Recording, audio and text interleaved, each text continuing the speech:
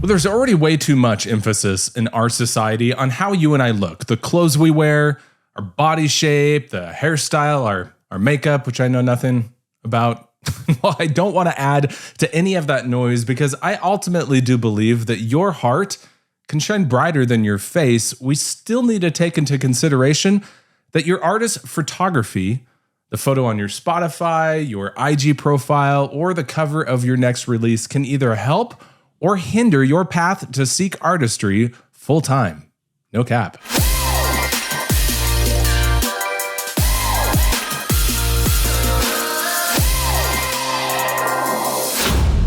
All right, welcome back, artist friends. I'm Kevin, founder here at Christian Artist Pro, where I've been walking together with artists since 2018 to help develop the core of who they are as both a person and an artist, to build an audience around their music, to create compelling content, and to continually engage that audience with. Now, we're spending some time each week diving deep into building your visual identity. We started with the designing your logo and the importance of rooting your branding into something very iconic and memorable. We talked about designing great cover art in the last video, and you can watch both of those videos in the description, and I've got links in the show notes on this video. And today we're going to spend time talking about your artist photography. Now, quick disclaimer, I'm not a photographer.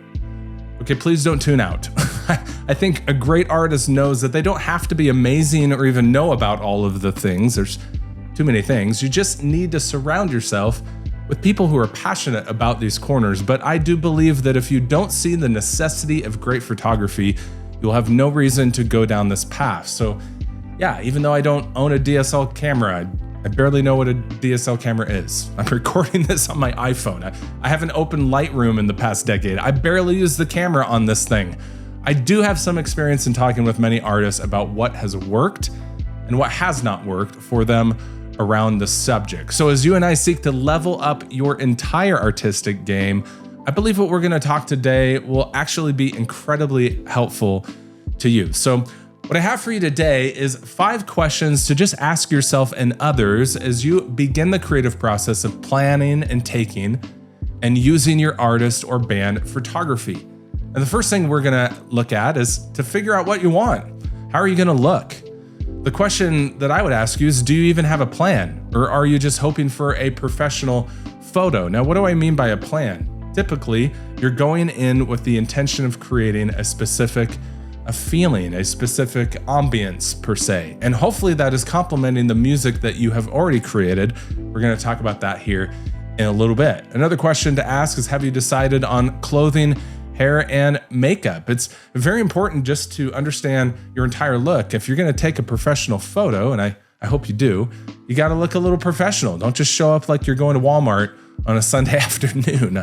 And ladies, I think you have a harder time than this than guys, but guys, you can actually do your hair, wear nice clothes, or clothes that really represent you. These things are very important when you're thinking about overall tone and vibe. This is why I highly recommend doing this whole process after your music is recorded. Leave yourself at least a few months to develop your visual assets of any album release, and I don't see artists doing this. Again, we talked about this in the album cover design. Go in and record all your music, and then let the visual representation of that music develop. And that way they kind of complement each other, and there's not some disconnect on your artist photo and your actual release. It does take time to do it right, and it's incredibly hard because the temptation as an artist is pretty easy to just release the music once it's done. After all, that's really the hard work. You've put it in, you've got it ready. You want people to listen to it. A music artist isn't necessarily sitting around going, man, I hope a lot of people absorb this artist photo that I'm creating, or this album cover, or look at my logo and go, wow. That's not what artists are really wanting. You're wanting people to engage your music, and that's great. These are things that you can do in addition to recording your music that can help the audience do that. So plan all of this stuff and give yourself time to put it together before your album releases. I always recommend a couple months. I think that's good. So your album is done. Yeah, you're going to sit on it for 2 more months. Why? Because you're going to put together the entire package, and the visual representation of your music is incredibly important to that. All right, the second thing we're going to talk about is just get it professionally done. All right, find a local photographer. This is so incredibly important because there are so many photographers out there who are hungry. It's a DIY industry that has been totally disrupted by the cell phone in the past decade. We all have one of the best cameras ever produced living in our pockets. So therefore, we all think we know what we're doing. Look, there's a lot more to taking a great artist photo than just the quality of the camera. There is the lighting. There is like gels on the lighting to give yourself some different color. I just think there's so much going on behind the scenes that we don't need to take responsibility for. Let the people who know what they're doing take responsibility for that, and you just get a great product. One thing that I love telling artists to do is send your photographer your music. Again, do this after your music is recorded. Have them listen to their music. Let them begin to sit with your vibe. I think a rock artist photo is going to be very different than like a Southern gospel or a country artist. So make sure they know who you are. I think a conversation early on is incredibly important as well. Make sure they know what you're thinking of, where you're going, and they can connect that visually as well. Remember, most photographers are artistic creatives themselves. And so they will actually appreciate and they actually want to be part of that full process. They're helping you tell your story. They can't do that if you don't bring them along in that process. The third thing that I always recommend is to get at least a dozen great options. Now that sounds like a lot. I see a lot of artists who just go in and they get that one shot and that's it. It's, you know, one clothing or one style and one background, one great shot, and it looks great. But that's all they get. And I want you to think a lot longer down the process here. And if you have at least a dozen great options, you can do a lot in your cycle. Like, let's think about a concert or a flyer for that show. Social media. Let's think about different single covers. If you're recording an album, you can actually plan ahead and do a bunch of single covers or an EP cover, an album cover. Get vertical and horizontal shots as well. And what I mean by that is something really close up, like a frame that'll fit on vertical, but then also something that will fit horizontal as well. Make sure there's some background or some context in that. You want it to fit not only on an Instagram block, but also on a horizontal Facebook cover. Those are two very different shots. And if you try to crop one into the other, you're gonna look weird. You're gonna cut your whole head off or your chin off or something. So think of that and talk about that as you go in to the process. I think it's incredibly important. Another reason why I recommend getting a lot of different options is because you can really hold on to them and release them sporadically. Sometimes artists will go barf up all the pictures that they take all at once, and it's almost like showing all of your cards right at the top. Unfortunately, in the society that you are creating music in right now, we consume instantly and almost instantly forget.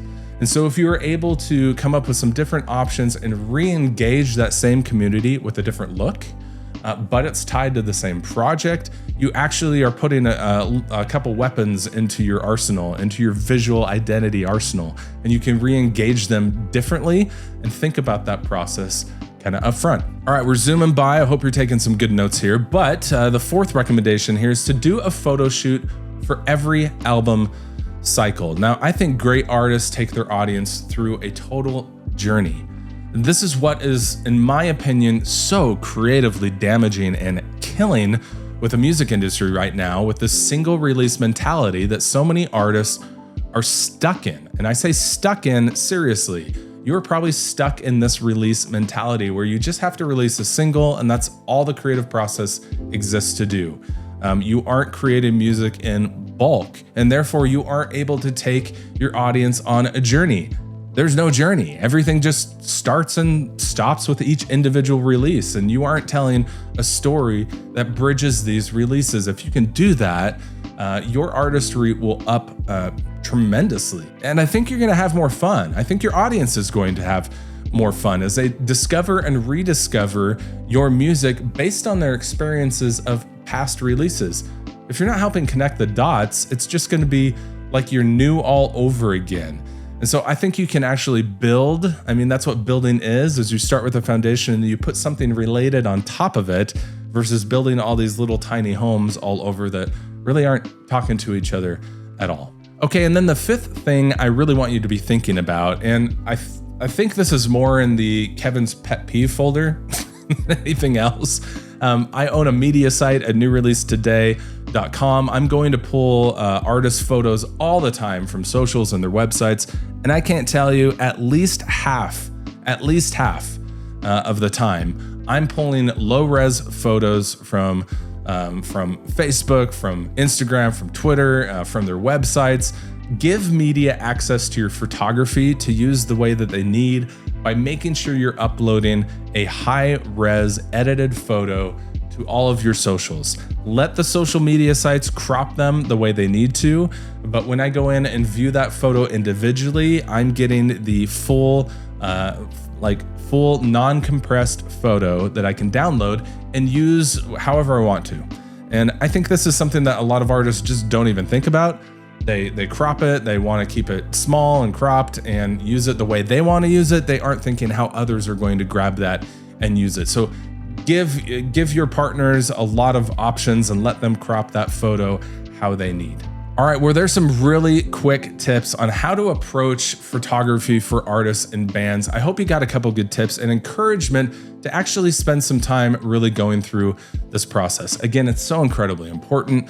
As we talk about visual identity, go dive into the other videos where we are spending more time in these different sections. We got a couple more topics ahead as we continue building your visual identity. Please like, comment, and subscribe, and thanks so much for taking time to join us here at CAP.